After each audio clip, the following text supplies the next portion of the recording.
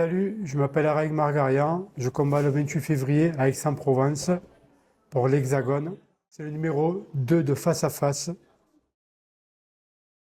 Alors, je suis né à Erevan, Ok, mais je suis de Kilowakan. d'accord. Ok, alors c'est des. C'est la région de Lori, Ouais, j'ai grandi là-bas. ok. Donc, bien Voilà. évidemment, je mettrai un petit plan de la carte de l'Arménie, où est-ce que ça a été situé, je le mettrai C'est un endroit dans très l'interview. montagneux, c'est magnifique à voir.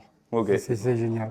T'es arrivé en France à quel âge? Je suis arrivé, j'avais 10 ans, Ok, en 98. très belle année pour Très le belle football. année. Je suis arrivé, la France est devenue champion du monde. Voilà. Magnifique. Grâce à Raïk Margarian, du coup, c'est ça. Non, grâce à nos joueurs français. Bah déjà, on arrive dans un pays d'accueil comme la France, qui est magnifique, bien sûr. On quitte un pays où là on est né, on a grandi, on a tous les copains, la famille. Et après, bon, bah, la vie fait que on vient en France. Mais bah, quand tu arrives dans un pays, tu es jeune, mais bon, après on te met à l'école, tu sais pas parler, tu sais pas écrire, tu sais pas lire, c'est plus compliqué. Et les jeunes, ils font pas de cadeaux, quoi. C'est-à-dire la moquerie, etc. Mais bon, le plus important, c'est que on a été bien entouré, que ce soit la famille, même la communauté arménienne. Ouais, La communauté arménienne, voilà, on s'entraide beaucoup. Et à l'époque, le truc qui a sauvé pas que moi, il y a énormément de jeunes. Il y a un médecin à Marseille qui est devenu mon parrain. Il avait créé un groupe de scouts, les scouts arméniens de France. ok. Oui. Et ça nous a beaucoup aidé en fait. Et ce médecin qui est généraliste, qui est toujours actif, il nous a énormément aidés, pas que moi, à beaucoup d'Arméniens. Beaucoup d'Arméniens, beaucoup de gens de pays de l'Est. Ouais, il y a une Parce grosse que communauté, des gens du grosse pays de l'Est dans le communauté, sud aussi, ouais, pas mal. exactement. Comme on parle le russe, etc., et les gens de pays de l'Est, quand ils venaient, on s'entraide beaucoup. Et en fait, c'est pour ça que ça nous a un peu facilité avec la communauté, de pouvoir s'intégrer. S'intégrer C'est- grâce aussi à Exactement. votre culture et donc du coup se greffer à des petits groupes à chaque fois, etc. Ouais, j'imagine. En fait, on a notre communauté, mais on s'intègre. Ouais, C'est notre pays d'accueil, et comme il disait Charles Aznavour, je suis 100% arménien et 100% français. Et c'est vrai, parce que c'est notre pays d'accueil, on doit l'aimer, on doit le protéger. Quand on a un foyer, on protège. Et c'est notre but. Et nous, dans la communauté, c'est ce qu'on essaye de faire. très bien. C'est pour ça que ça a été à la fois dur, mais à la fois facile. Ouais, Parce que voilà quoi. l'intégration, ouais, j'imagine. Et bien sûr, derrière, les Français qui nous soutenaient, qui nous aidaient. Quand on ne comprenait pas un truc, on était guidé par les gens d'ici. Cet accueil, cet truc de Marseille, c'est à Marseille, de toute façon, tu peux que réussir, tu peux que avancer parce que les gens, ils sont ouverts. C'est vrai. Ils essayent d'échanger, ils essayent de t'aider, de t'apporter. Voilà, mais il faut rester à sa place. Ta famille, quand vous êtes arrivé en 98, vous êtes arrivé directement à Marseille ou vous avez vécu un petit peu ailleurs avant? Alors, non, directement à Marseille. En Directement à fait, Marseille. pour résumer le truc, mon grand-père, en fait, il est né à Paris. Ok. Parce que ses parents, ils étaient rescapés du génocide Ouais. arménien de 1915. Du coup, mon grand-père, avec ses frères et sœurs, ils sont nés en France, à Paris. Après, mon grand-père, vers les 25 ans, il est retourné en Arménie. Bon, il s'est marié, il a fait sa vie là-bas. Un jour, il a dit, j'ai toute ma famille là-bas, mes parents, ils sont enterrés à Paris, je vais retourner en France. Et quand il est revenu en France, ben, il est venu à Marseille. Il est venu à Marseille et il est resté là. Et après, il a fait un rapatriement de famille. Et c'est pour ça, en fait, on est arrivé à Marseille. Mais on est arrivé directement à Marseille. Alors, j'ai fait de la lutte et après vers mes 16 ans, 17 ans, plutôt vers 16 ans, je suis allé dans un combo, dans un club. C'était le Sambo Saint-Pierre Ouais. à l'époque, chez Eric Simonini, très bon entraîneur. Je me suis entraîné des années là-bas, où j'ai rencontré Jean-Michel Foissard, j'avais 16 ans, Ok. qui était là-bas aussi, on était tous ensemble. Et je me suis lancé dans le sport comme ça, en fait. Après, il n'y avait plus de club de lutte, je me suis lancé dans le sambo, et c'était le sambo combat.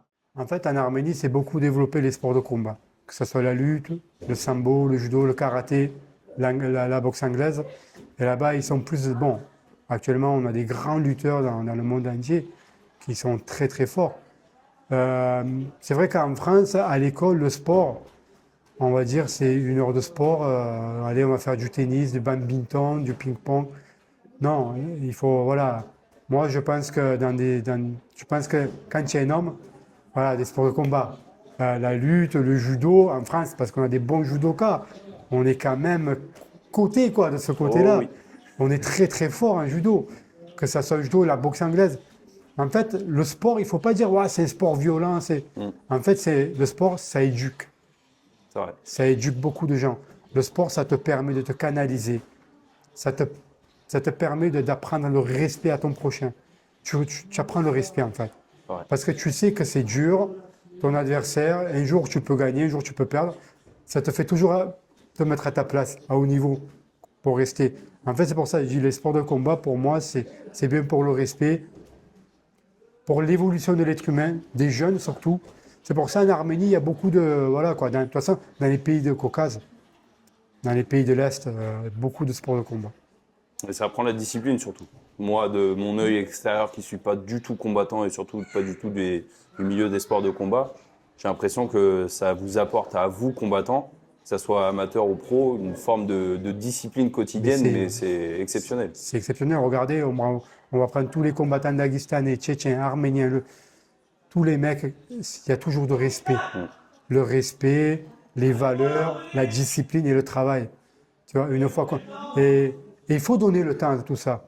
C'est-à-dire, par exemple, de faire de 8h du matin jusqu'à 18h l'école, tu es fatigué, tu rentres à la maison, tu as les devoirs. Non, il faut donner un peu de place au sport. Parce que le sport, en fait, ça te permet de repartir, de remettre tes bases à zéro pour pouvoir être plus productif, je pense. Moi, je vois, quand je travaille, je fais 1 heure de sport, mais quand je retravaille, je suis encore meilleur, je suis encore plus performant. Je pense qu'il faudrait instaurer, entre parenthèses, un peu comme une obligation de faire du sport.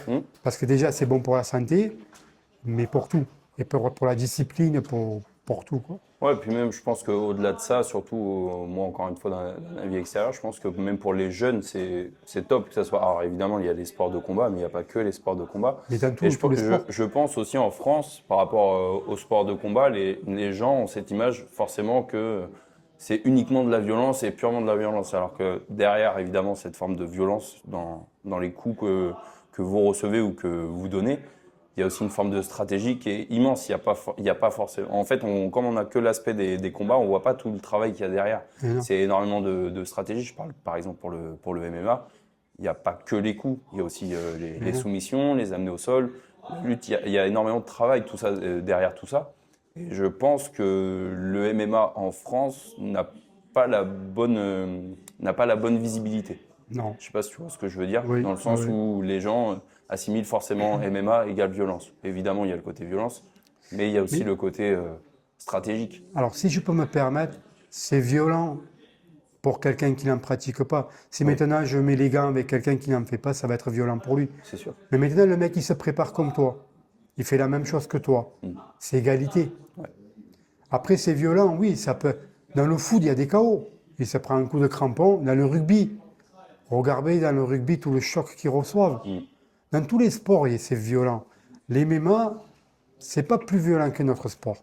On pense que violent. On a donné ce nom que c'est violent. Mais est-ce que vous avez déjà vu un combattant frapper quelqu'un dans la rue, de se bagarrer, être violent? C'est très rare. C'est très rare. C'est rare que Parce ils qu'on sont conscients de leur capacité, je pense. Non, mais surtout qu'on on apprend le respect. Oui. On sait de quoi on est capable.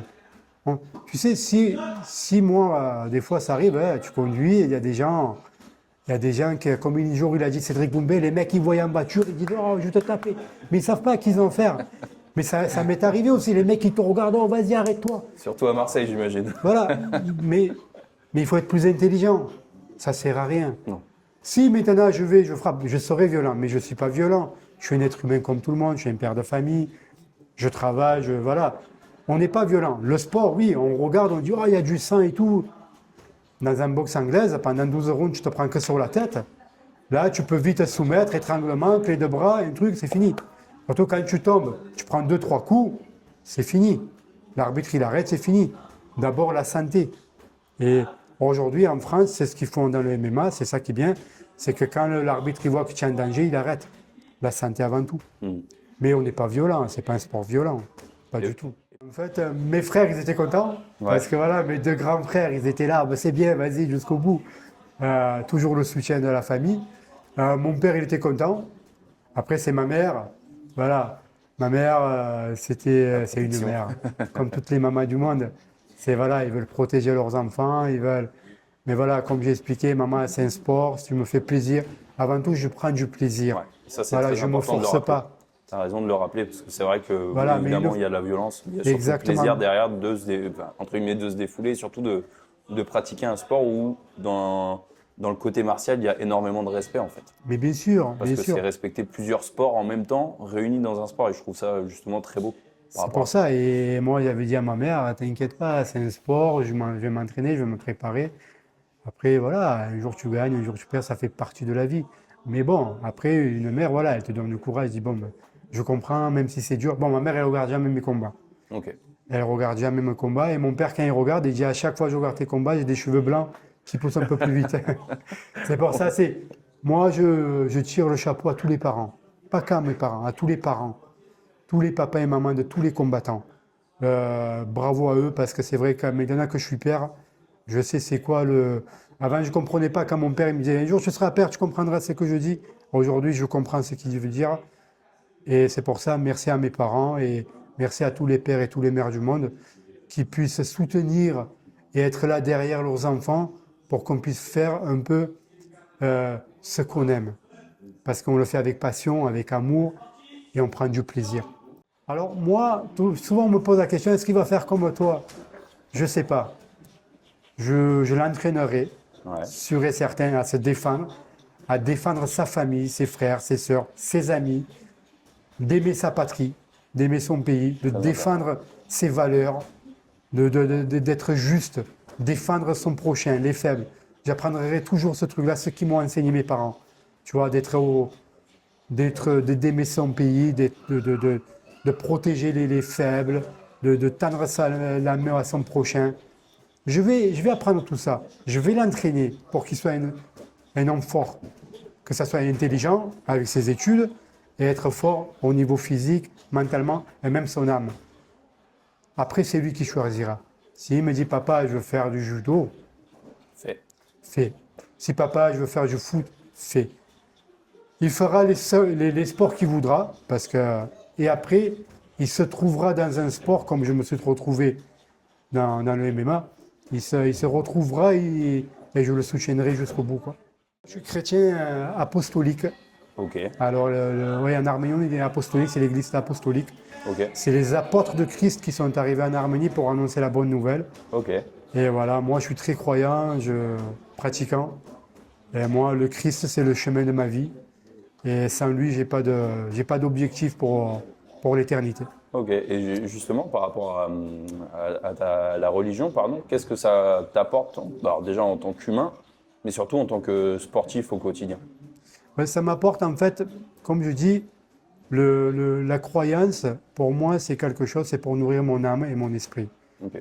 Parce que on mange, on nourrit le corps pour vivre, mais il faut faire vivre aussi notre esprit et notre âme. Et c'est très important. Et c'est par le bien de notre prière, de s'approcher du Seigneur. N'importe quelle religion. Moi, je suis chrétien, je parle pour moi. Et je respecte les autres religions, les autres pratiquants, même les gens qui n'ont pas de religion, je dois les respecter. Parce qu'en fait, le Christ, il a dit, vous êtes libres de venir à moi. Comme Dieu l'a dit, vous êtes libre de me chercher et de me trouver, de venir à moi. Je n'ai pas le droit d'inciter à quelqu'un moi, je fais ça, il faut le faire. Non, c'est libre. Il faut écouter son cœur. Et c'est pour ça, pour moi, ma religion, c'est important. Et j'enseignerai ça à mon enfant aussi, parce que c'est quelque chose de magnifique. Parce que la religion, c'est l'amour, c'est la paix, c'est aider son prochain. Et je pense que plus je m'approche du Christ, plus je suis heureux et plus j'ai une vision plus grande et dans les moments difficiles, je sais que je suis fort. Ne crains pas, je suis près de toi, etc. Et c'est pour ça, moi c'est quelque chose que c'est dans mes valeurs, c'est dans mon sang, Ok. c'est dans mes idées, c'est dans mes hygiènes. Voilà, c'est un truc que jusqu'à ma mort, je serai chrétien et jusqu'à ma mort, je serai je ferai tout pour être près du Seigneur. Voilà, je Ok. serai un soldat. Et au-delà de l'aspect physique et ce que ça fait au corps humain, comment psychologiquement on arrive à se remettre de ça et à se dire, bon, c'est mon métier, donc il faut que j'y retourne. C'est dur, je pense, en tant qu'humain, de se dire, bon, même si c'est mon métier, ça doit être chaud quand même de repartir et de mettre le pied à l'étrier. En fait, moi, je vais prendre sur moi. Mon dernier combat au Dynamite MMA, c'est une organisation qui était magnifique, hein, très bien organisée, très bien accueillie. Je prends le Brésilien, mon adversaire. D'ailleurs, je le félicite encore, je le salue. Alors, le round, bah, je le domine. Je l'amène au sol, etc. Et à un moment, bah, tu sais pas. Et à un moment, j'ouvre les yeux, l'arbitre, il me dit, désolé, c'est fini pour toi. Un KO, ça peut arriver à n'importe qui, à n'importe quand. Euh, le plus important, dans ta tête, quand tu prends un KO, comme je dis, après dans ton lit, ou quand tu prends ta douche, ou quand tu es dans ta voiture, tu vas travailler, euh, tu es seul. Et c'est là que moi, je mets ce côté de la religion en pratique en disant, bon, ben, c'est pas grave. C'est une épreuve de la vie. C'est que c'était le destin, entre guillemets. Voilà, c'est le destin, c'est une épreuve de la vie. Ben, tu sais quoi? Ben, le soleil se lève encore pour tout le monde. Voilà. C'est vrai qu'on a cet orgueil de dire, et je me suis préparé, j'ai tout donné. Ça aurait un coup comme ça, une qui pète, tu tombes et tout s'arrête, tout s'arrête. Ben non, en fait, tout s'arrête pas. Regarde, aujourd'hui, je suis là, je me prépare pour l'Hexagone MMA à Aix. Ça s'est pas arrêté, je suis là. Tu as l'air très en forme malgré tes Oui. 20 et quelques plus 17 années, c'est ça? C'est ça. Mais non, mais il faut regarder toujours le côté positif des choses. Si je dis, putain, j'ai perdu le KO, nanani, parce que. Non, non, non, non. Ça peut arriver avec tout le monde. Tous les grands, ils sont tombés, tous les meilleurs. Mais ils se sont relevés. Le plus important, c'est de se relever. Et on parlait de Giroud, que je le connais très bien, c'est un ami, d'ailleurs je le salue, je le félicite pour tout ce qu'il fait, tout ce qu'il a fait et ce qu'il va faire. Ben en fait, son combat à l'arrêt, si j'étais présent, il ne devrait pas le perdre. Non, parce qu'en connaissant Giroud, au premier round, il aurait dû finir. C'est un lucky punch. Voilà, il touche, il tombe et l'arbitre, il arrête. Mais comme il a dit l'autre fois à l'interview de Jean-Michel, il ne doit même pas lui donner l'heure à ce mec.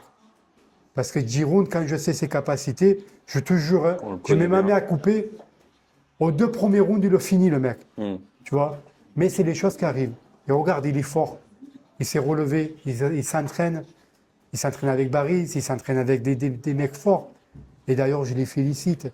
C'est là le côté de combattant de dire, je suis tombé, c'est pas grave, je me relève. Ouais, j'y retourne. Je me relève. Parce qu'en fait, il ne faut pas écouter. Parce que les gens, si tu écoutes, tu as des gens qui vont te relever et tu as des gens, chut, tu vois. Mais voilà, quoi. Après, la chance qu'on a, je suis bien entouré, la famille, les amis, le travail, Jean-Michel. Et ça me permet De t'élever. de me lever, tu vois. Je l'ai rencontré à Sambo-Saint-Pierre, Ouais. à l'époque. Et qu'est-ce que ça t'apporte d'évoluer au quotidien depuis maintenant une vingtaine d'années auprès de lui, de ses combattants, de d'autres combattants? Parce que j'imagine que tu t'entraînes pas que au Marseille Fight Club, j'imagine que tu vas des fois t'entraîner dans Ouais, d'autres salles. je m'entraîne aussi à la lutte. Ouais. Je m'entraîne à l'anglaise, à Herbel, avec Samy et Noré en anglaise. Je m'entraîne, bien sûr, je m'entraîne beaucoup avec Fédic Sarkissian. C'est un très bon combattant. Dommage qu'il ne combat plus parce que pour moi, c'est un des meilleurs. Un des meilleurs, c'est un phénomène physique. Voilà, je m'entraîne aussi à la lutte Massilia, tu vois. J'essaie, mais la plupart du temps, je suis avec Jean-Michel. Ok. La plupart du temps avec Jean-Michel, parce qu'il me connaît, il connaît l'approche avec ses combattants, il sait ce que tu as donc besoin, il te fait évoluer dans ce que tu as besoin, quoi. Et c'est ça qui est merveilleux. Et attention, question piège avec tes plus d'une vingtaine de combats, on va arrondir à 20. Quel est ton plus beau souvenir en tant que combattant avec Jean-Mi, sous les ordres de Jean-Mi? Alors, il y en a beaucoup. Il y en a beaucoup. Si tu devais en choisir qu'un, là je te pose une colle, hein, je t'ai pas demandé ça. Alors, en je privé. vais parler d'un combat avec Jamy, on était au 100% fight. Euh, Même si j'ai perdu ce combat contre Yves Landu Ouais. à la décision, c'était un truc où on avait fait un 3x5 et on nous dit, bon, bah, vous allez faire un extra round. Ok. à l'époque. Je perds à la décision, mais on avait fait un combat magnifique, quoi. Un combat où, ben, en fait, Jean-Michel, même à l'époque, avec Eric aussi, Jean-Michel, il sait te. Vas-y, Ouais. vas-y jusqu'au Élève-toi encore bout. plus, quoi. Ouais. Voilà, lève-toi et vas-y jusqu'au bout. Et c'est ça qui est génial, tu vois. Non, il y en a plein de combats, mais voilà, Ça, c'est il des faudrait plus combats. d'une interview pour tout me raconter, c'est ça? Voilà, non, mais j'en ai fait énormément de batailles, de guerres, que ce soit dans la victoire ou dans la défaite, mais voilà, quand tu arrives dans le coin et que Jean-Michel te dit, bon, bah, putain, le mec, il a 2 jambes, 2 bras comme toi, vas-y. Et là, vas-y, tu vois, voilà, il sait y faire avec ses athlètes, il sait y faire, il nous apporte beaucoup. D'ailleurs, je le remercie du fond du cœur. Il est toujours présent, il a une vie de famille, il a une vie professionnelle. Mais voilà, comme aujourd'hui, samedi, il est là, qui nous prépare, qu'il est là, qui te conseille, viens à telle heure, fais ci, fais là, mange ci, fais ci. C'est un gros truc, quoi. C'est un gros travail en amont. Et d'ailleurs, merci, voilà, quoi. Je le remercie, c'est extraordinaire, quoi. Et par rapport à, du coup, tu disais que tu as mené plusieurs guerres dans ta carrière. La prochaine guerre, du coup, c'est à Hexagone, Hexagone, le 28 février. Valentino Riva, C'est à bien, tu as l'Hexagone. révisé ton italien, c'est très bien, je vois Ah. ça. À quoi tu t'attends pour ce combat? Et surtout, là, tu combats à domicile. Quel est ton sentiment à une semaine de ce combat? T'es Moi, excité comme, bah oui, comme à tes là, j'ai premiers la chair de combats? poule, tu me parles d'Hexagone MMA. Je pense que tout athlète, res- qu'on se respecte, tout athlète aimerait combattre à l'Hexagone.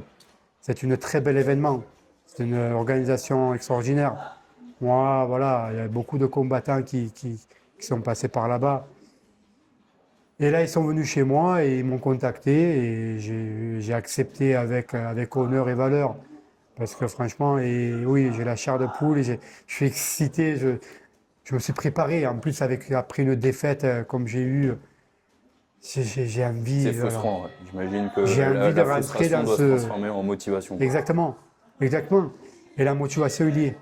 La motivation, il y est. Et j'ai envie que le 28, quoi, je me languis. Je me languis le 28. Après, ce qui va se passer dans le combat, je ne sais pas, mais je suis prêt. Je Ouais. suis prêt pour donner une guerre. Je suis prêt pour gagner, en fait. Magnifique. Ouais, je suis prêt pour gagner. Je pense qu'on peut s'arrêter là-dessus.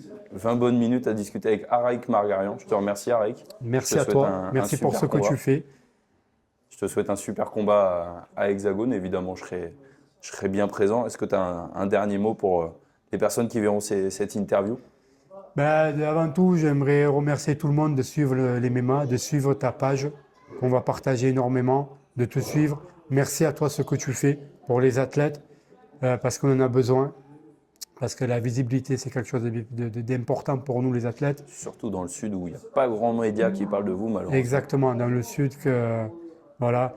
Et j'ai énormément une pensée pour mon fils, qui a fait CNA le 16 février. Je l'aime énormément, c'est quelque chose de merveilleux d'avoir un enfant.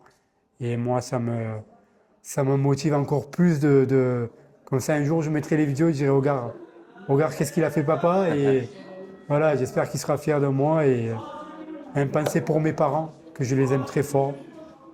Un pensée à toutes les amies du club qui sont là pour nous, pour préparer. Et, la vie continue. Et je remercie le Seigneur de me donner chaque jour une belle journée, que je puisse voir Le soleil se lever. voilà, le soleil se lever et voir l'évolution des choses. Super. Eh ben, on peut arrêter cette interview là-dessus. Je te remercie, Araïk. Merci à toi, Prends soin merci de toi. pour tout. Merci à tout le monde, merci beaucoup.